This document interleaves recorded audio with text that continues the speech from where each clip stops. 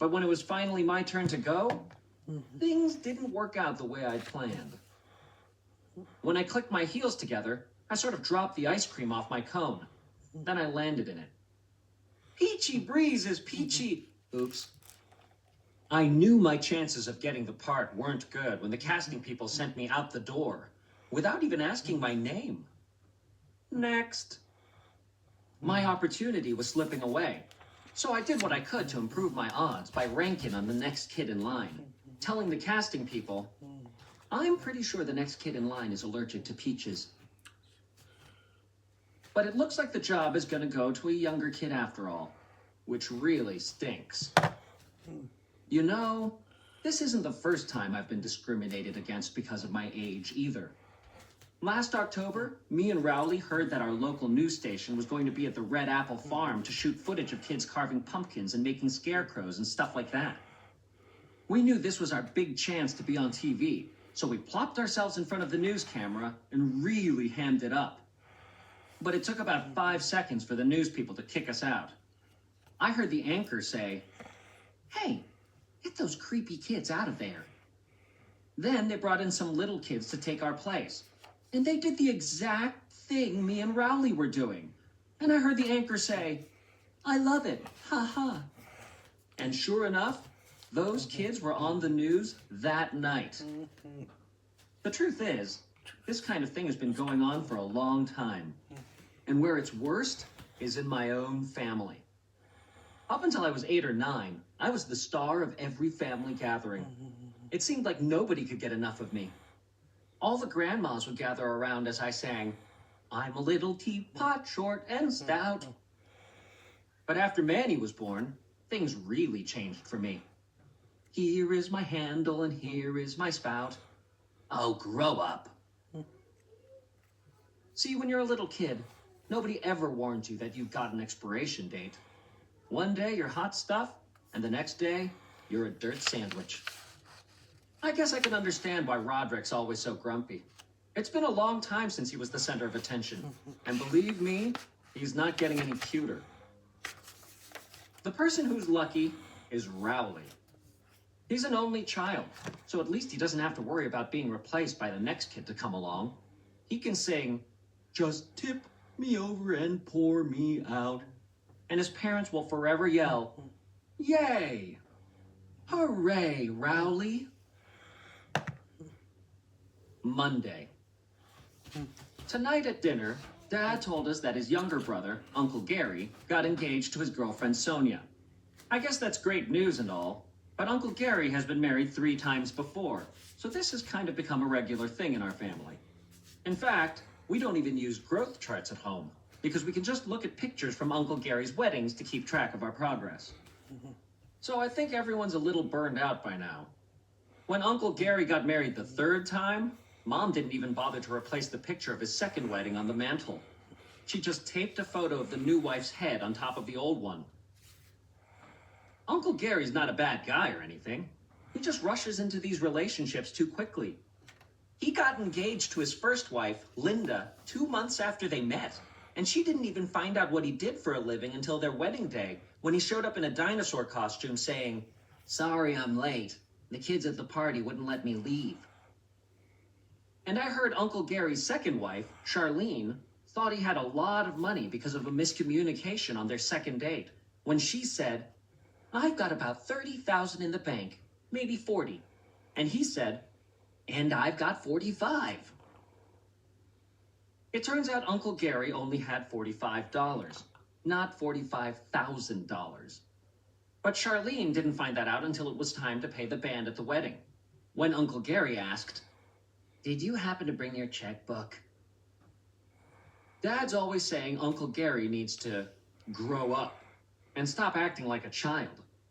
But if I were Dad, I wouldn't hold my breath. Tuesday. I found out that Uncle Gary's wedding is going to be in November, and the reception will be at my great-grandmother Gammy's house, like last time. Gammy is 95 years old, but she still lives in the big house where she grew up. She's like the official head of the whole Heffley family.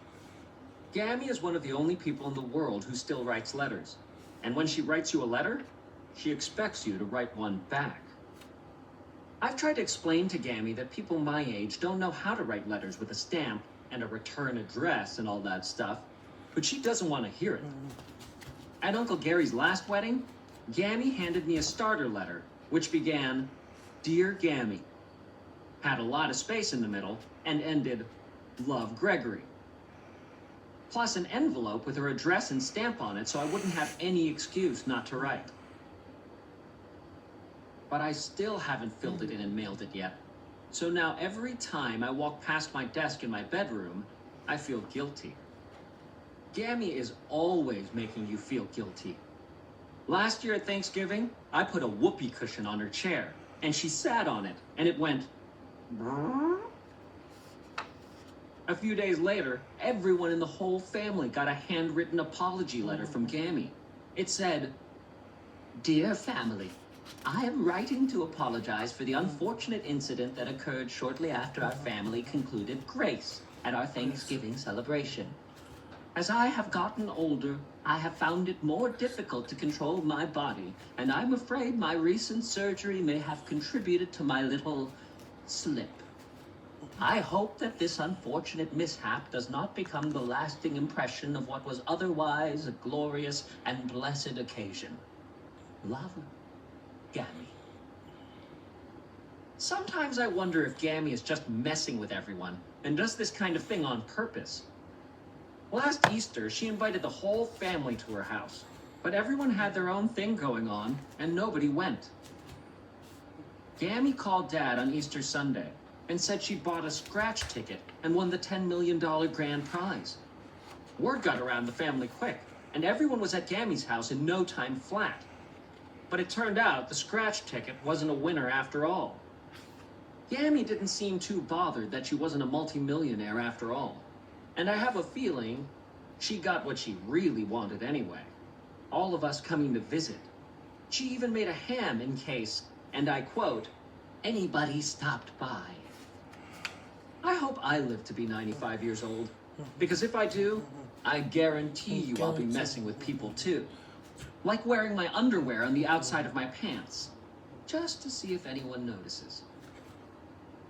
What makes me kind of nervous about going to Gammy's house in November is that it's time for me to get the talk. Every time someone in my family gets to be about my age, Gammy sits them down and talks to them about who knows what. I guess it's one of those elder wisdom kinds of things. The last person to get the talk from Gammy was Roderick, and now I'm next in line. I'm hoping Uncle Gary breaks off his engagement so we don't have to go down there, because the whole thing is making me a nervous wreck. Thursday. We've got a new math teacher at our school named Mrs. McElroy. She used to teach kindergarten, and I don't think she's real crazy about middle school kids. We have math right after phys ed, so by the time we get to Mrs. McElroy's room, everyone's all sweaty from exercising. Mrs. McElroy complained to the principal and said she can't teach when it smells like a monkey house in the room. So the principal said that from now on, us kids have to take showers after gym. Well, I can tell you that most of the boys in my class were not on board with that decision. The only person who was okay with it was Roger Townsend, but he was held back twice, and he's practically a man anyway. So the rest of us decided we were going to have to fake it. After phys ed was over yesterday, we all took turns getting our hair wet, so it looked like we showered. I don't know if we really fooled Mrs. McElroy, but I don't think she's ever going to go into the boys' locker room and investigate. This showering situation reminds me of something that happened over the summer, when me and Rowley were still friends. I used to go up to Rowley's house just about every day, but the problem was that I had to walk past Fragley's house each time. I remembered Roderick saying that a person could make it all the way from our house to the top of the hill by crawling through the drainage pipe. I decided to see if he was right, and believe it or not, he was. It was pretty dark and nasty in that drainage pipe, but it was totally worth crawling through it to avoid Fragley. When I headed back home, I went through the drainage pipe again. But I probably should have hosed off in the front yard or something, because Mom seemed suspicious when I walked through the front door. I knew Mom would have a fit if she found out I crawled through the drainage pipe, so I didn't say anything. But Mom told me I was going to have to take a shower before dinner. When I got out of the bathroom, there was something sitting on my bed. And get this, it was wrapped up like a present. It even had a bow. But when I opened it, I found a stick of deodorant and a book called What the Heck Just Happened to My Body by Darlene Wade, PhD. I put the deodorant on my dresser, but I tossed the book in the trash. I'd seen that one before. Mom must have gotten the same book for Roderick when he was my age, and I found it in his junk drawer. And believe me, I do not need to see the pictures in that book a second time. And what's worse is that Mom made me the subject of her parenting column in our local paper that week. She didn't use my actual name, but I don't think it would have taken a detective to figure out who she was talking about. Puberty Can Be a Difficult Time by Susan Heffley. When a child begins to experience the changes that come with adolescence, the transformation can be uncomfortable, awkward, or even frightening. But given the right guidance, a child can learn to welcome and even celebrate the transition into adulthood. My second-born son recently began his wondrous journey into his new yada yada yada. Sunday. Tonight, Mom called a house meeting. And whenever she does that, it's never good. The last time we had a house meeting, it was so she could complain about the situation in the bathroom. She said she was tired of having to clean the floor around the toilet because of our lousy aim. I knew exactly what she was talking about, too. One time, I actually missed the bus because I used the bathroom after Manny, and I swear I was stuck to the floor. All I can say is, I'm not the one causing the problem. When Roderick uses the bathroom, half the time he doesn't even turn on the light. Mom said the new rule was that us boys were going to have to sit down every time we used the bathroom, no matter what. But none of us guys liked that idea. Roderick suggested we just buy a couple of urinals, since there are more of us than there are of her. Plus, that way, more than one person could go at the same time. But Mom said that would be tacky, and she used her veto power to shut his idea down. I thought tonight's house meeting was going to be a follow-up to the bathroom meeting, since nobody was following the sitting down rule, and things are worse than ever. But this meeting was about something completely different.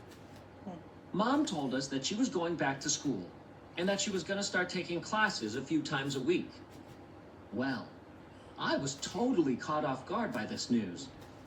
Mom's always there when I get home from school, and that's the way I like it. But Mom said that after all these years of staying home with us kids, she needs to do something that stimulates her mind. So she said she's going to take classes for a semester and see how it goes. I guess I can understand why Mom would want to branch out. Because if I did the kinds of things she does every day, like take Mommy and me dance class with kids and other moms, I'd probably be going bananas too. Mom said us men are going to have to make our own dinners a few nights a week and start doing chores that she usually takes care of herself. One of those chores is making lunches, and to be honest with you, I'm pretty happy that one is getting turned over to us. Mom writes a note on our lunch bags every day, and I can definitely live without that. Can you imagine the embarrassment of having scrawled on your lunch bag, "Dear Gregory, have a healthy, happy day. Love, Mom."